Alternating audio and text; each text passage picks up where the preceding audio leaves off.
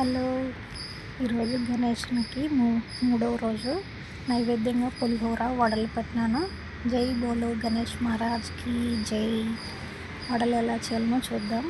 శనగబెల్లు ఒక 2 hours నానబెట్టుకోవాలి. కరివేపాకు, పచ్చిమిరపకాయ, అల్లము, కొంచెం కొత్తిమీర, నానబెట్టుకున్న శనగబెల్లు వేసేసి కొంచెం తగినంత ఉప్పు వేసుకొని ఇలా పరకగా మిక్సీ పట్టుకోవాలి. ఒక్కలుగా మిక్సీ పట్టుకొని డీప్ ఫ్రైకి ఆయిల్ పెట్టుకొని అన్నీ ఇలా ఉండలుగా తీసుకునేసి అట్లా చేసుకొని బొట్టుకునేలతో అలా నొక్కేసి వేసుకోవడమే. దేవుడికి నైవేద్యంగా పెడతా ఉన్నా కాబట్టి ఆనియన్స్ వేయలేదు. మీకు ఇష్టమైతే ఆనియన్స్ చిన్నగా కట్ చేసుకొని కూడా వేసుకోవచ్చు.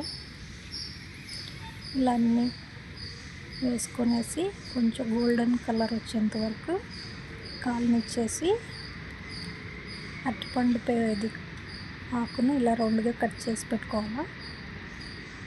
కట్ చేసి పెట్టుకొని దాని మీద వేసుకుంటే బాగుంటుంది.